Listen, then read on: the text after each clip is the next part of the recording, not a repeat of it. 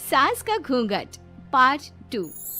पिछले अंक में हमने देखा कि देविका अपने ससुराल में हर गलत बात का विरोध करती, तो उसकी वजह से देविका पर उसके ससुराल वाले बहुत अत्याचार करने लगे। एक दिन देविका ने सचिन से कहा, सचिन, मैं तुम्हारे घर में नहीं रह सकती, तुम मुझे आज ही मेरे घर शहर भेज दो, मैं अपने मम्मी पापा के पास रहूंगी। क्यों देविका, तुम शहर क्यों जाना चाहती हो? यहाँ तुम्हें किस बात की परेशानी है? किस बात की परेशानी नहीं है सचिन, तुम्हारे घर के आदमी औरतों के साथ जानवरों जैसा व्यवहार करते हैं, मैं ऐसे माहौल में नहीं रह सकती। देखो देविका, तुम्हें यहीं रहना होगा। तुम्हारी शादी मुझसे हो गई है, अब मैं तुम्हारा पति हूँ और यही तुम्हारा घर है। अच्छा, तो तुम्हें याद है कि मैं तुम्हारी पत्नी हूँ? जब तुम्हारे पिताजी और चाचा जी मुझे एक एक हफ्ते के लिए कमरे में बंद कर देते हैं, तब तुम्हें क्यों याद नहीं आता कि जो औरत कमरे में बंद है वो तुम्हारी पत्नी है? जब तुम्हारे जीजाजी और भाई मुझसे बदतमीजी से बात करते हैं, मुझे खाने के लिए कुछ नहीं देते, तब भी तुम्हें याद नहीं आता कि मैं तुम्हारी पत्नी हूँ? देखो देविका, तुम बेकार की बातें मत करो। तुम यहाँ ढंग से रहोगी, सबकी बात मानोगी, तो कोई तुम्हें कुछ नहीं कहेगा। इस तरह जानवर की तरह रहना, ढंग से रहना है तो सॉरी सचिन, मैं नहीं रह सकती, मैं आज ही अपने घर जाऊंगी।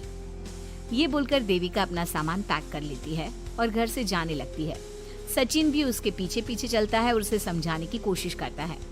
जब ये सब जोगिंदर ने देखा तो बोल पड़ा, बहू, यह सब क्या हो रहा है? कहाँ जा रही हो? सचिन, बताओ अपने पिताजी को कि कहाँ जा रही हूँ मैं। तुम्हें शर्म नहीं आती अपने पति का नाम लेते हुए? मैं अपने पति का नाम ले रही हूँ, इसमें आपको क्या परेशानी है?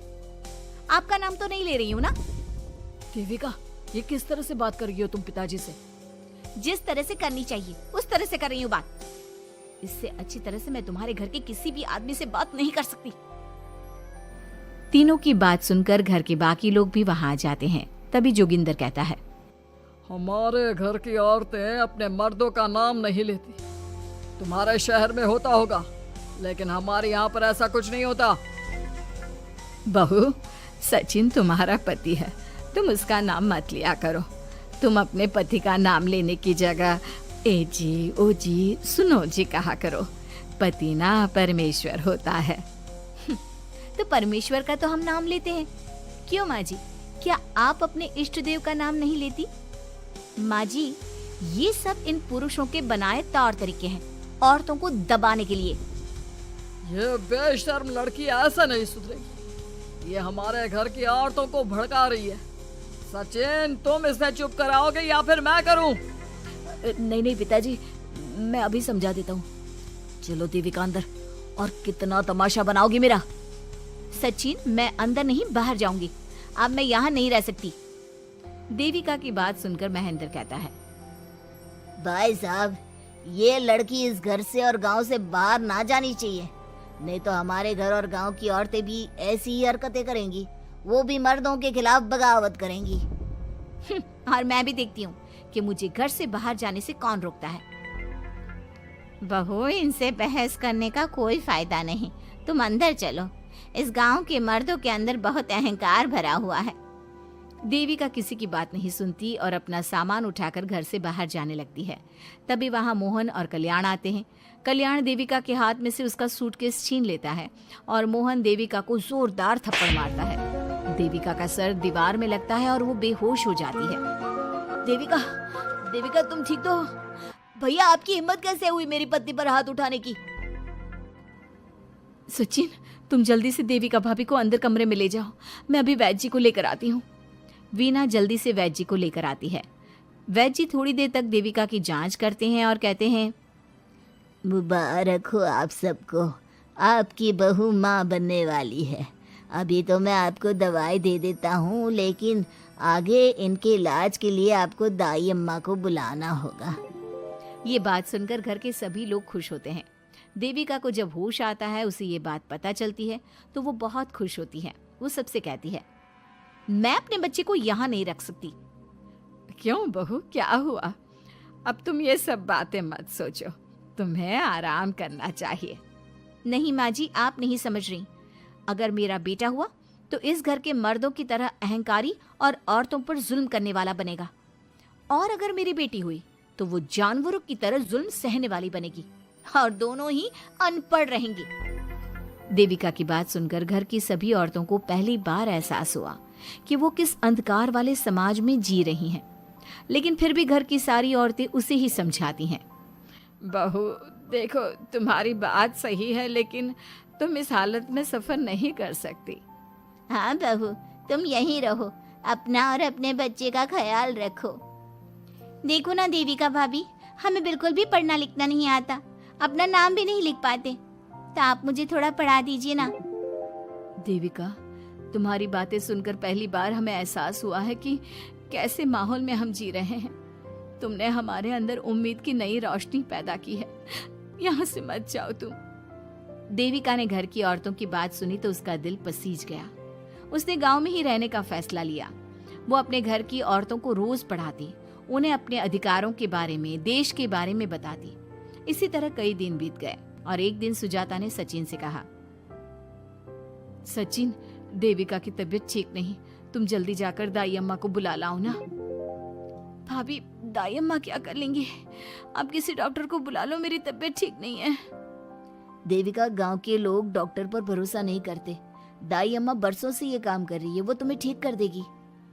सचिन, तुम्हारे घर वाले अनपढ़ हैं, तुम तो पढ़े लिखे हो ना, देख नहीं रहे मेरी हालत क्या हो रही है। तभी तो बोल रहा हूँ, समय बर्बाद मत करो, मैं अभी आता हूँ। सचिन दाई अम्मा को बुलाकर ले आता है। दाई अम्मा घरेलू नुस्खों से देविका का इलाज तो कर देती है। कुछ समय के लिए उसकी हालत भी स्थिर हो जाती है, लेकिन वो पूरी तरह से ठीक नहीं होती। फिर देविका सचिन से कहती है, सचिन, मुझे समझ में नहीं आ रहा, तुम मुझे डॉक्टर के पास क्यों नहीं ले जा रहे? मैं माँ बनने वाली हूँ और मुझे ये भी नहीं पता कि मेरा हेमोग्लोबिन कितना है। दाई अम्मा कर रही है ना तुम्हारा इलाज। लेकिन दाई अम्मा को कुछ समझ में ही नहीं आ रहा कि मेरे साथ क्या हो रहा है। अगर देखो तुम मुझे नहीं लेकर गए ना, तो मैं खुद ही चली जाऊंगी। अगले दिन देविका की तबीयत दोबारा बिगड़ जाती है और दाई अम्मा के किसी भी नुस्खे से वो ठीक नहीं हो रही थी। देविका ने सारी हिम्मत जुटाई और वो अकेली ही डॉक्टर के पास जाने लगी। उसे देखकर मोहन कहता है, बहू, इस हालत में कहाँ जा रही हो? आप लोगों के भरोसे रही ना तो आप लोग मुझे मार ही डालोगे। डॉक्टर के पास जा रही हूँ मैं। बहू, तेरा दिमाग तो ठिकाने पर है। हमारे घर की औरतें मर्दों से इलाज नहीं कराती। हे भगवान, इन जाहिल लोगों को मैं कैसे समझाऊं? डॉक्टर औरतें भी होती हैं। बहू, तो हमें पागल मत बना, हमने तो कभी कोई महिला डॉक्टर नहीं देखी। तू झूठ बोलकर निकलना चाहती है ना? इस गांव की सरहद से आप लोग कभी बाहर नहीं गए ना, इसलिए आप लोगों को नहीं पता कि महिलाएं डॉक्टर के अलावा क्या क्या है। ए लड़की, तुझसे तमीज से बात कर रहे हैं तो तू ज्यादा हवा में मत उड़। बोला ना एक बार, चल अंदर जा। चाचा जी, मैं अंदर नहीं जाऊंगी, डॉक्टर के पास जाऊंगी। मेरा इलाज सिर्फ डॉक्टर ही कर सकता है। ये बोलकर देविका घर से निकल रही थी कि तभी जोगिंदर ने उसे कमरे में ले जाकर बेड पर जोर से धक्का दे दिया, जिसकी वजह से देविका के पेट में चोट लग गई और वो दर्द की वजह से जोर जोर से चिल्लाने लगी। ये देखकर घर की सारी औरतें देविका को संभालने लगी। देविका, हिम्मत रखो, सब ठीक हो जाएगा। देविका भाभी, आप ठीक हो ना? माँ, कुछ करिए ना, भाभी की तबीयत बहुत खराब हो रही है। लेकिन मैं क्या कर सकती हूँ? भाभी, कुछ तो करो, कहीं बहू को कुछ हो ना जाए। उधर जोगिंदर मेन गेट पर बड़ा सा ताला लगा देता है और कहता है, आज के बाद इस घर से कोई भी औरत बाहर नहीं निकलेगी। देविका का बच्चा भी इसी घर में होगा, ये जिंदा रहे या मर जाए। जोगिंदर की बात सुनकर सभी औरतें बाहर आती हैं। जब विमला को इस बात का एहसास हो जाता है कि जोगिंदर देविका को डॉक्टर के पास किसी कीमत पर नहीं जाने देगा, तब विमला पहली बार अपना घूंघट उठाकर तेज आवाज में कहती है, मैं भी देखती हूँ देविका को डॉक्टर के पास जाने से कौन रोकता है। आज देविका डॉक्टर के पास जाकर रहेगी। देविका की सास का घूंघट आखिरकार उतर ही गया। घर के आदमियों ने पहली बार विमला का ये रूप देखा था और उसकी तेज आवाज पहली बार सुनी थी। क्या विमला अपनी बहू की जान बचा पाएगी या जोगिंदर अपनी पत्नी की आवाज भी दबा देगा? ये जानने के लिए हमारे अगले एपिसोड का इंतजार कीजिए और हमें कमेंट में ये भी बताइए कि घर की औरतों को आगे क्या कदम उठाना चाहिए।